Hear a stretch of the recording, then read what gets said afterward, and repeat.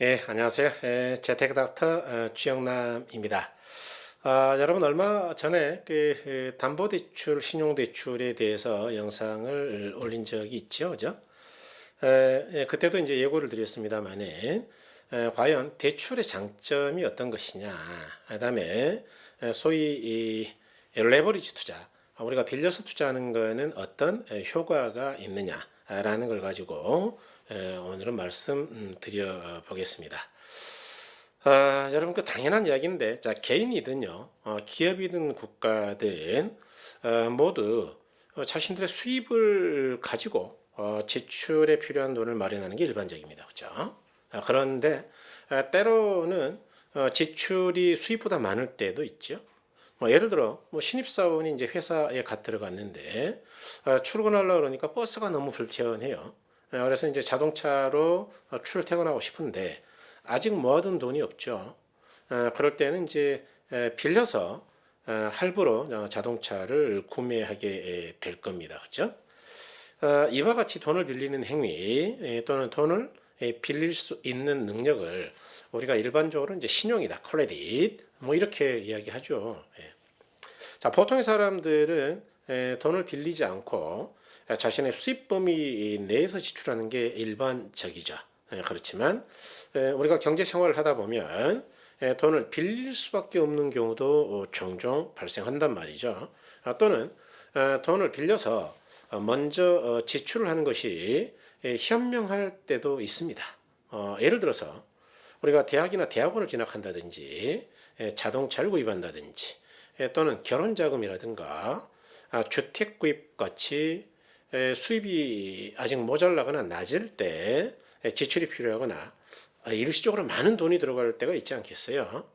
그럴 경우에는 돈을 빌릴 수밖에 없겠죠, 그죠? 자, 정부나 기업 같은 경우 돈을 빌릴 때는요. 정부는 여러분 그 돈을 빌릴 때 국채를 발행하죠. 그러니까 국회 동의를 받아야 될 거고, 기업 같은 경우에는 신용평가 회사의 신용등급에 따라서 빌릴 수 있는 돈의 규모, 이자 이런 게 달라질 겁니다. 그런데 문제는 개인이 돈을 빌릴 때는요, 순전히 나 스스로의 판단, 의사결정에 따라서 돈을 빌리게 된다라는 게 문제입니다. 즉, 관리 감독이 조금 덜하다는 이야기죠. 대출을 우리가 적절히 활용한다면 경제적 처지를 개선할 수도 있고요. 안정적 금융생활을 유지할 수도 있겠습니다만은 대출이 누적되어서 채무가 증가하면 신용불량이나 파산의 위험도 있겠죠. 이러한 문제들이 있기 때문에 우리가 차입에 대해서, 대출에 대해서는 상당히 신중하게 접근하고 잘 이해하고 계셔야 된다라고 생각을 하죠. 그러면 이런 개인의 경제적 불안정 또는 경제적 파산이 그 개인의 문제일 뿐이냐? 아니죠. 결국 그 개인의 파산이 많아지면 경기가 위축될 것이고, 그러면 이제 국가도 세수가 없겠죠. 그래서 국가도 재정 지출이 좀 힘들어지지 않겠습니까? 그렇기 때문에 우리 국가도 가계부채를 적극적으로 관리하려고 노력하는 것 같아요. 여러분 아까도 말씀드렸지만 조금 더 구체하면 금융시장에서 개인이나 기업이나 정부의 부채 비율이 높아서 부도나 채무 불행이 많아지면요. 일단 금융기관이 좀 부실해지겠죠. 그럼 이제 금융기관이 부실해지면 아마 기업에 대한 자금 대출을 잘 안 하거나 거꾸로 빌려줬던 돈을 회수하려고 회수를 독촉하겠죠. 그러면 이제 기업들이 투자를 못하니까 기업 경기가 나빠져요. 그럼으로써 사회 전반이 대단히 경기가 나빠지는데 이런 걸 우리가 금융위기라고 하고요.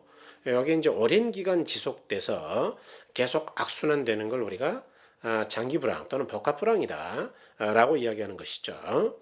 그러므로 대출이라는 게 가지고 있는 장점도 있지만 단점도 있다는 점을 충분히 숙지하시고 채무를 적절히 관리하는 것은 개인, 기업, 정부 모두에게 대단히 중요한 사항이 되겠습니다. 자, 그러면 여러분 그 레버리지 투자, 즉 차입 투자, 다시 말해 지렛대 효과라는 거는 어떤 점에서 좋은 점이 있을까요? 일반적으로요, 금리가 쌀 때, 낮을 때에는요, 굉장히 유리합니다. 차입 투자가. 자, 그런 걸 우리가 정의 레버리지 효과다 또는 정의 지렛대 효과다 이렇게 좀 어렵게 이야기하기도 합니다만은 예를 들어 볼게요. 여러분 1억짜리 주택에서 1,000만 원의 수익이 발생한다고 보죠. 그러면 이제 수익률이 10%죠. 내 돈 전부 1억 가지고 투자한다면 물론 저는 10%를 버는 겁니다. 그죠? 그런데 만약에 5천만 원을 3%의 이자로 빌렸다 칠게요.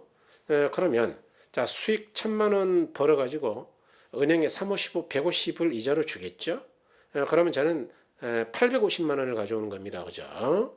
그러니까 5천 투자해서 850 버는 거니까 17%인데 간단하게 해볼게요. 내 돈이 1억 있다. 그러면 5천을 빌리면 똑같은 아파트를 2개 사겠죠. 2개. 그러면 결국 850만 원이 두 군데서 발생하는 거죠. 합하면 1,700이죠. 그러니까 결국은 내 돈 전액을 그냥 투자하는 것보다는 빌려서 투자할 때 10%보다는 17%라는 수익이 발생한다는 이야기죠. 이런 걸 경제학에서는 이제 어렵게 말하면 정의 레버리지 효과이다 또는 정의 지렛대 효과이다라고 이야기합니다. 단 금리가 인상되거나 금리가 높을 때는요, 거꾸로 반대 효과가 나타나요. 까딱 잘못하면 망할 수도 있죠. 그러니까 이제 그걸 부의 레버리지 효과, 부의 지렛대 효과라고 하는데, 다시 말씀드리지만 굉장히 조심스럽게 생각하셔야 됩니다. 금리가 아주 낮은 환경에서는 차입, 빌려서 하는 투자가 굉장히 유리한데요. 금리가 올라가거나 또는 금리가 높은 환경에서는 빌려서 투자하면은 쫄딱 망한다라는 사실을 기억하셔야 됩니다. 그래서 저는 개인적으로 요즘들 많이 이야기하는 갭 투자, 이제 차입 투자죠. 그래서 갭 투자 같은 경우는 지나치게 많이 하는 경우는 절대로 권장하지 않습니다. 제가 아는 분 중에도 빌라를 500개가 넘게 가지고 계신 분이 과거에 있었어요. 지금도 몇백 개 가지고 있는 분이 있지요. 그런데 대단히 위험한 투자입니다. 만일 계획대로 월세가 안 나온다라든가 약간의 금리가 올라간다 하더라도 한 개가 무너지기 시작하면은 500개가 줄줄이 무너져요. 그래서 그러면 이제 본인이 무너지는 것도 대단히 아쉬운 안타까운 일이지만 그 500개의 빌라에 살고 있는 세입자는 어떡하라고요. 그래서 대단히 심각한 문제이기 때문에 그 갭 투자 말고도 좋은 투자가 많아요. 그렇기 때문에 남에게 피해가 될 수도 있는 갭 투자는 가능하면은 안 하시는 게 좋을 것 같아요. 여러분 지금까지 이제 대출의 장점, 단점 뭐 이런 것들을 좀 말씀드렸습니다. 뭐 좀 감이 잡히시죠? 그러니까 이제 여러분 이제부터는 우리가 투자할 때도요. 금리가 현재 굉장히 저금리인가, 고금리인가, 자 부동산 수익률에 비해서 금리가 훨씬 싸다. 그러면 이제 빌리는 게 좋고요.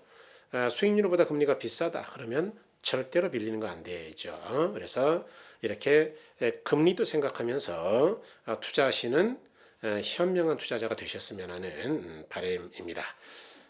여러분 항상 방송에 사용했던 원고는요.